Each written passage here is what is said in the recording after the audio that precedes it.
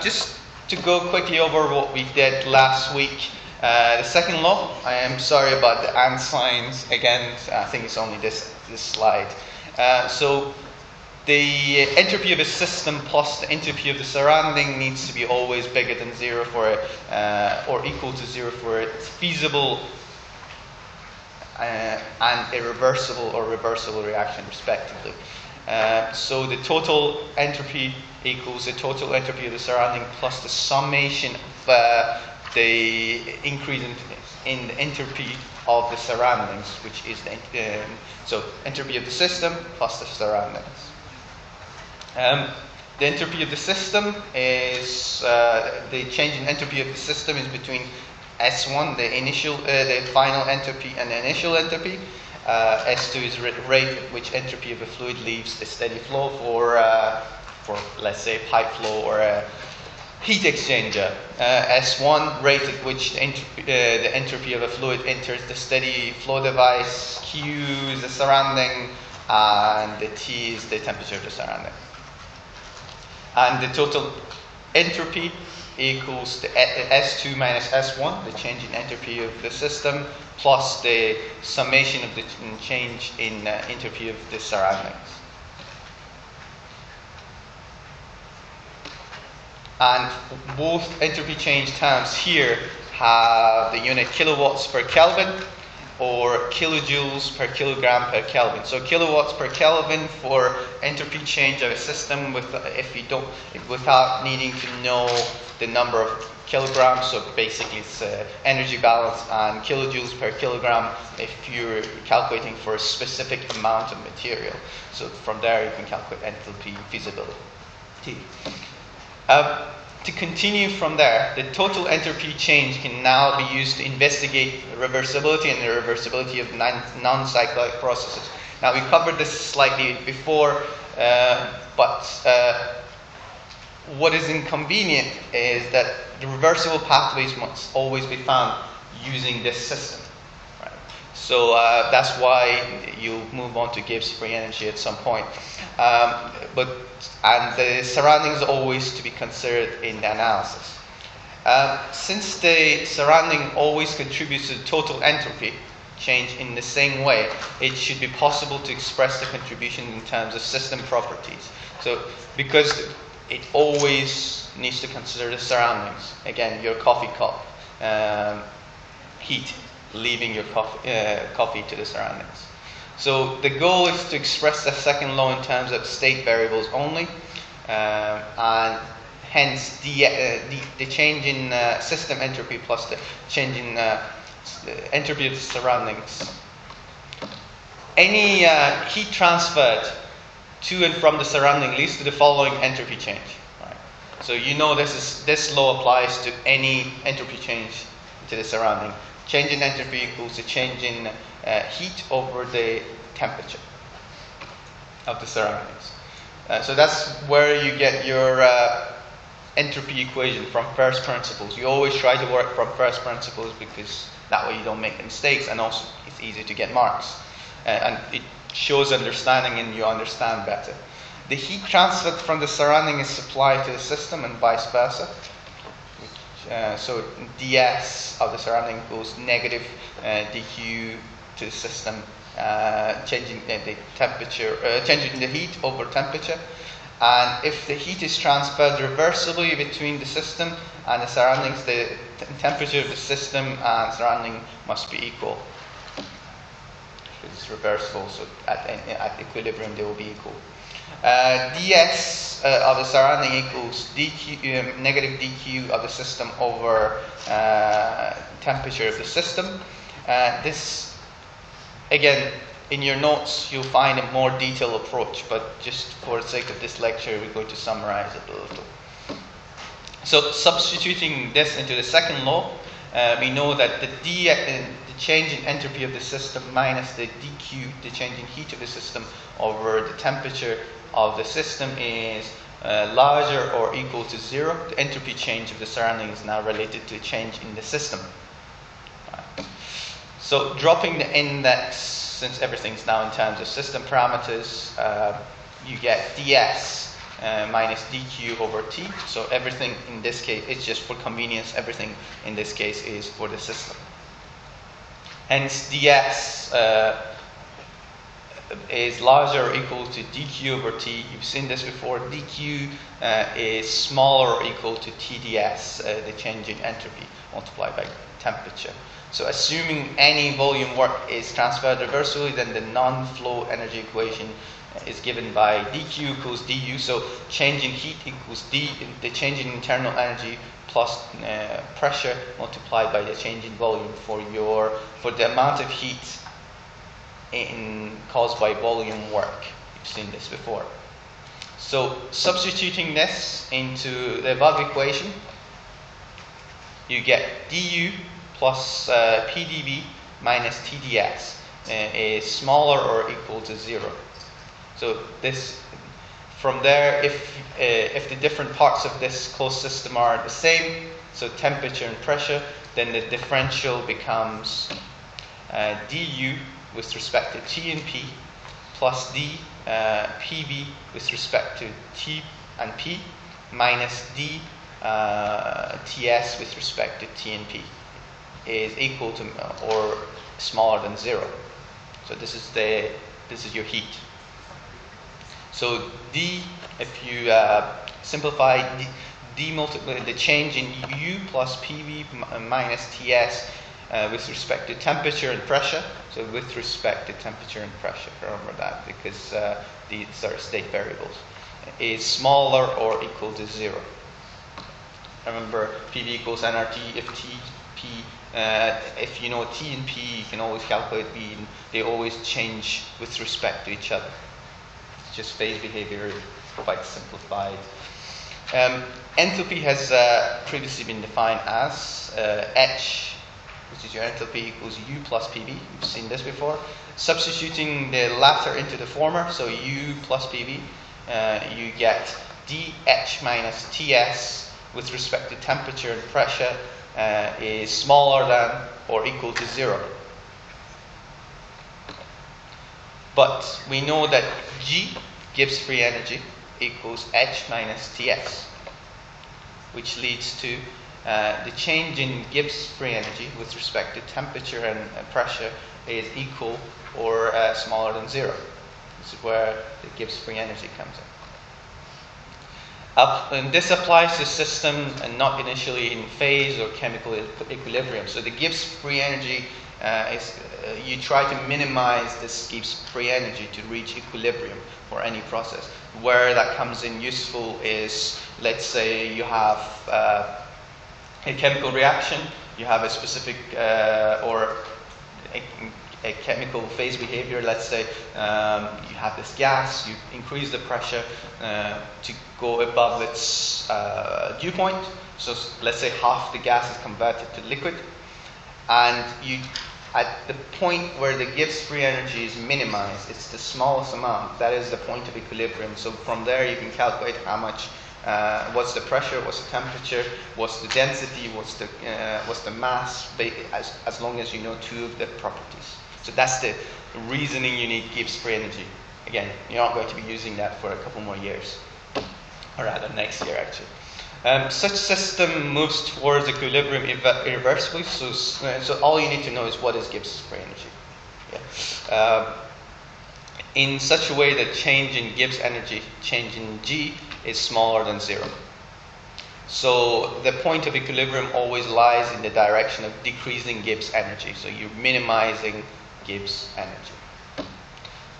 At equilibrium, all small changes are reversible, at which point the system satisfies the condition delta G equals 0. So this is similar. Gibbs free energy is a way of describing entropy, or rather the heat in entropy. A typical plot of total Gibbs energy versus the extent of a reaction is shown below. The point of chemical equilibrium occurs at minimum Gibbs energy. This will be covered in the next topic, which is the last topic. But at equilibrium, Gibbs free energy, as you can see, is minimized. So the same applies to phase equilibrium, where Gibbs energy goes through a minimum at equilibrium. This is how you can determine the system is at equilibrium. That's all you need to know for now. First law in the differential form, du equals dq plus dw. You've seen this before. The volume work dw equals negative pdv.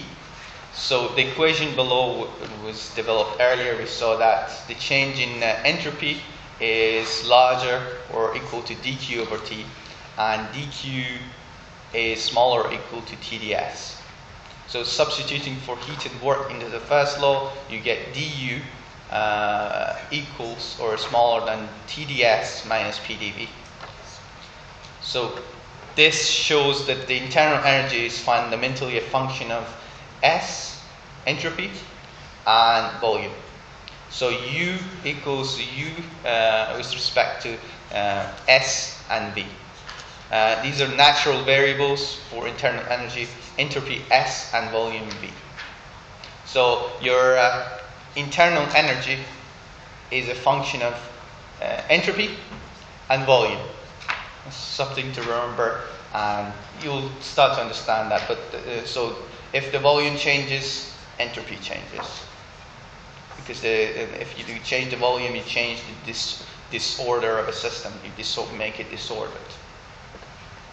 Let's say you're in your room, and all of a sudden, somebody, it's one of those moving walls for some reason. Somebody pushes the wall, and you have all your stuff on the ground. It pushes all over the place. It becomes more disordered. If S and V could be held constant, then the previous equation would reduce to the following expression: du is smaller or equal to 0. So because it's a function of S and V, and if volume is constant, S is constant as long as they're only a function of each other. These expressions could equally be used to test for process feasibility, reversibility, and irreversibility. So if du is smaller or equal to smaller than 0, the reaction or the system is feasible and irreversible, and if it's equal to 0, it's feasible and reversible. There would then be the difficulty of physically maintaining S and V constant. For entropy, this is unknown, right? So you can keep V constant, but how would you keep S constant? It's useful to find a property whose natural variables are temperature and pressure. So because if you want to keep S constant in constant volume, you need to change something else. You need to change temperature or volume, which the system needs to remain in equilibrium. So H, your enthalpy equals U plus PV, and changing enthalpy equals du plus PdV plus VdP. So a function of pressure, so constant pressure, changing volume, constant volume, changing pressure to keep the system at equilibrium. But we know that du is smaller or equal to TdS minus PdV. Therefore, substituting and cancelling, dH is smaller or equal to TdS minus VdP.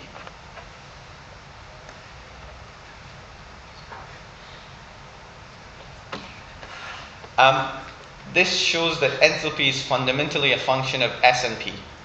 So it's a proof that enthalpy is a function of entropy and pressure.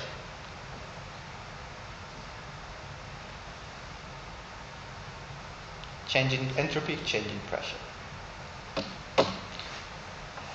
These are natural variables for enthalpy and entropy S and pressure. Entropy S and pressure P. If S and P could be held constant, then the previous equation would reduce to the following. Again, similar to the internal energy, dH is smaller or equal to 0. So this is how you reach your trough. This is how you minimize Gibbs energy. Use for feasibility, reversibility, or reversibility. Gibbs free energy, which is defined as G equals H minus Ts, enthalpy minus temperature multiplied by entropy. Therefore, the change in Gibbs free energy equals the change in enthalpy minus the temperature multiplied by the change in entropy minus S constant multiplied by the change in temperature. But we know that dH is smaller than or equal to TdS minus VdP. Therefore, substituting and cancelling, we know we can find that dG, change in Gibbs energy, is smaller or equal to VdP minus SdT. Therefore, Gibbs free energy is fundamentally a function of temperature and pressure. So the change in temperature and pressure. If temperature and pressure could be held constant, then the previous equation will reduce to dG is smaller or equal to 0. And when dG is smaller than 0, the system is heading towards equilibrium, and when dG equals 0, the system is actually at equilibrium. Now, just a note, in the real world, the top one, dG is smaller than 0, is the best you can hope for ever. Because U, H, and G, actually going back to that, in terms of programming, because you guys are programming, let's say when you're calculating to minimize dG, dG is smaller than 0. So if you're using Newton-Raphson, as you are, you set the function to 1 times 10 to the power negative 6, for example, as small as you can, and you basically calculate to get the closest you can get to that 1 times 10 to the minus 6. That's how you get your 0 in Newton-Raphson. Because U, H, and G determine in which direction the process will proceed, they're called thermodynamic potentials. So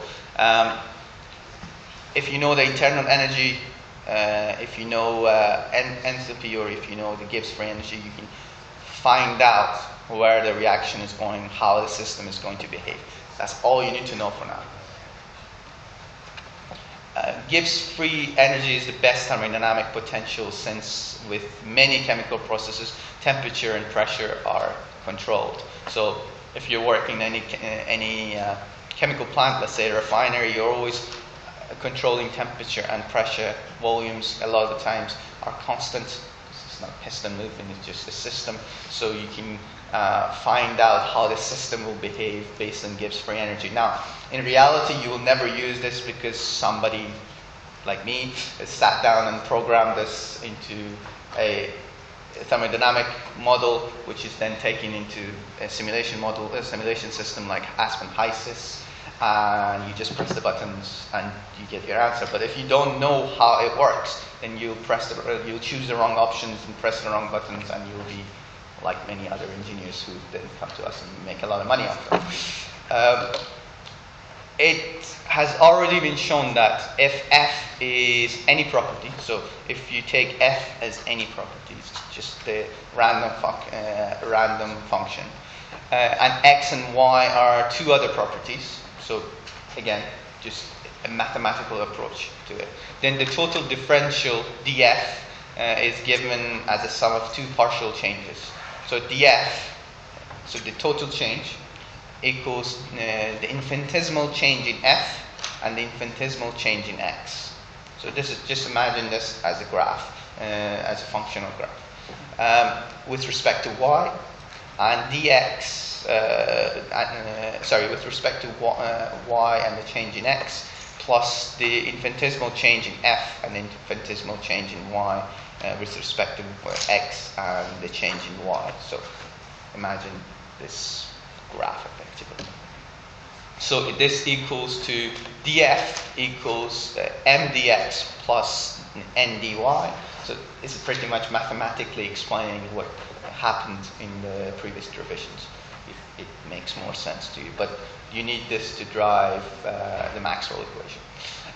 Now identify m equals the infinitesimal change in F over the infinitesimal change in X with respect to Y, and n equals infinitesimal change in F with, over infinitesimal change in y x. You will need to understand partial derivatives for next year. Further differentiation of m and n leads to the infinitesimal change in m over infinitesimal change in y with respect to x equals the infinitesimal change squared f over infinitesimal change y multiplied by the infinitesimal change in x. And infinitesimal means very small changes, constant, very small changes in each step, so the system is at equilibrium. Because if you change significantly, then you won't be able to have a system equilibrium. That's just how you will model these things. And the same applies to the infinitesimal change in n over infinitesimal change in x with respect to y. Since f is a state variable, df is an exact differential. That's why it's infinitesimal changes. As a consequence, the order of the differentiation is irrelevant. F is path independent, and the second derivatives are identical. Hence, the infinitesimal change in m over infinitesimal change in y with respect to x is exactly equals to infinitesimal change in n and infinitesimal change in x with respect to y. And applying this identity to the fundamental property relations for Gibbs free energy, dg equals vdp minus sdt, we've seen that before, leads to one of the so-called Maxwell equations. So the infinitesimal change in s over infinitesimal change in p equals infinitesimal change in v over infinitesimal change in t, negative with respect to p. So applying vdp sdt, so the change in t and change in p.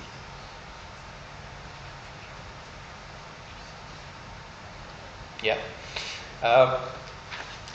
Notice that the change in entropy over change in pressure with respect to T depends only on dV, change in volume with respect to, over change in temperature with respect to pressure.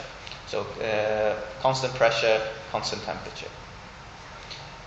These last partial derivatives may be estimated using an equation of state, for instance, VD W or SRK, Ridley-Kwong equation of state, or the ideal gas equation. I'm not quite sure if the last part is correct, to be honest.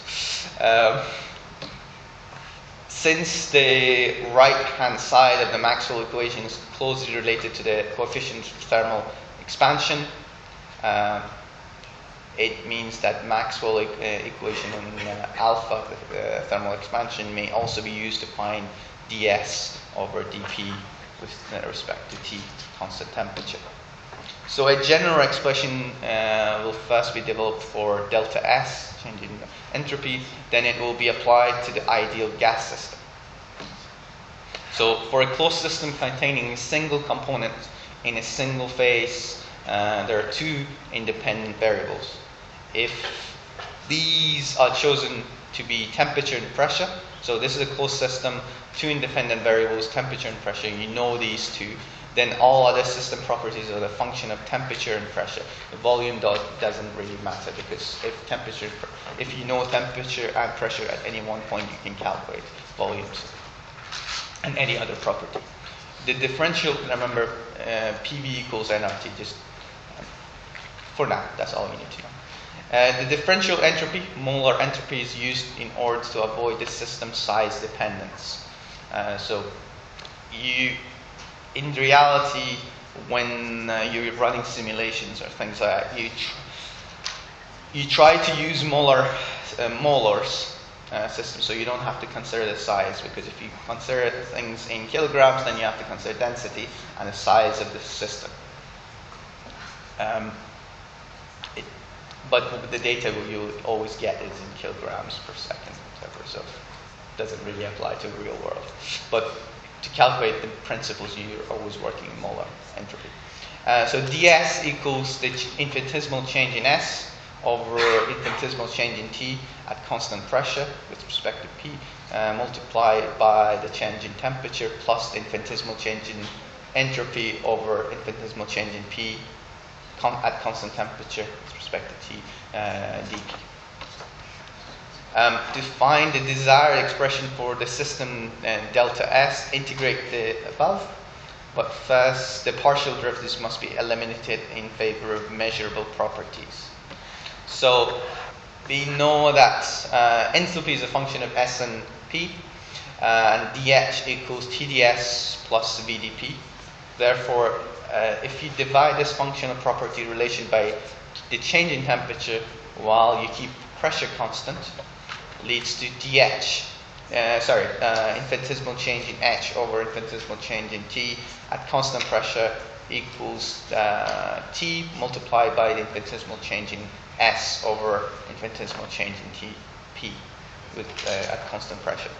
So we already know that the left-hand side is Cp. You've seen this before. The change in infinitesimal change in H over infinitesimal change in T is Cp, and the above becomes Cp over T equals the infinitesimal change in S over infinitesimal change in T at constant pressure.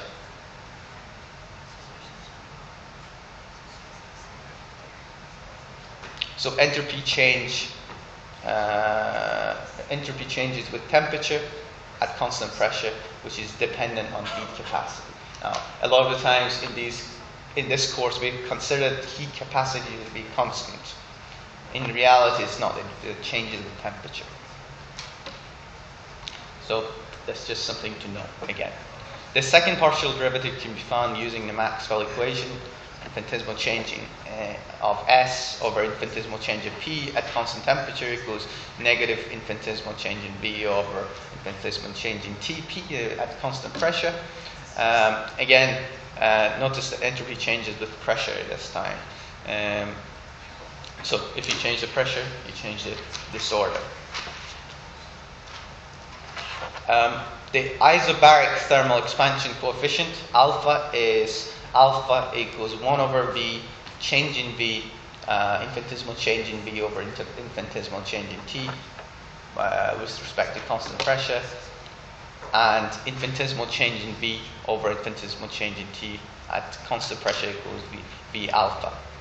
Now substituting the two partial derivatives into the total differential expression will give you the ds, change in entropy, Cp over T dt minus the change in volume over change in temperature, constant pressure multiplied by the change in pressure. We'll get somewhere useful from there. Integrating the first term along the constant path P, and then integrating the second term along the constant T path T, and the general expression for entropy change between states 1 and 2 is change in S between T2 and T1 is Cp over T dt minus between path P2 and P1 infinitesimal change in volume over infinitesimal change in temperature at constant pressure dP. I don't know what happened there. If the fluid is an ideal gas, then the partial derivatives can be found from the ideal gas equation. So V equals RTP over P. Therefore, infinitesimal change in V over infinitesimal change in T at constant pressure is R over P. Yeah?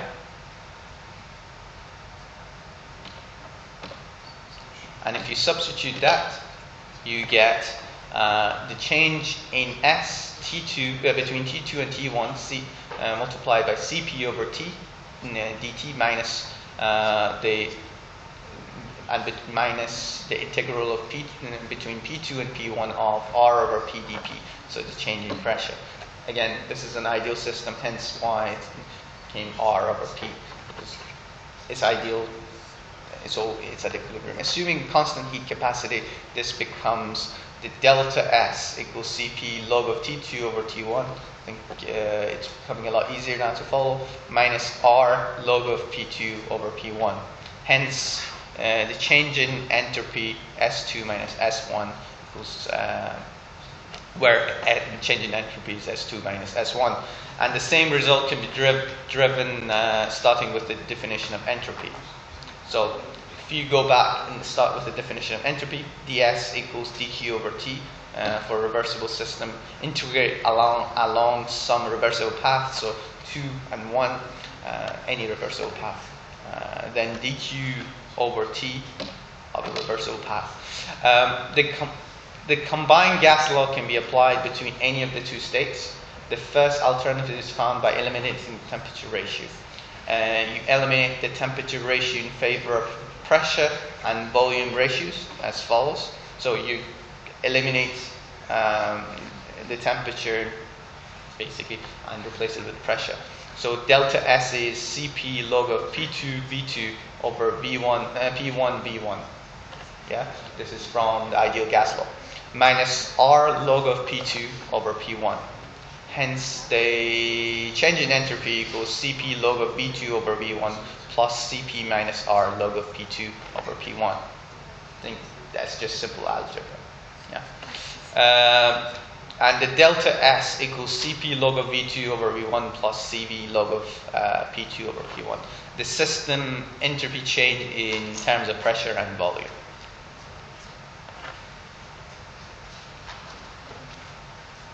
And the third expression for delta S Cp log of T2 over T1 minus R log of P2 over P1, eliminating the pressure ratio in favor of volume and temperature. So you want to get rid of the pressures basically. Again, same methodology, delta S equals Cp log of T2 over T1 minus R log of V1 T2 over V2 T1, and the delta S equals Cv log of T2 over that should say T2 over T1 plus R log of V2 over V1. Oh, rather, there is T2 over T2, sorry. The system entropy change in terms of temperature and volume. Yeah. These are three equations for the system entropy change, ideal gas, but the most useful is in terms of temperature and pressure, because that's what you'll use the most in real life, temperature and pressure. The volume rarely changes. As an exercise,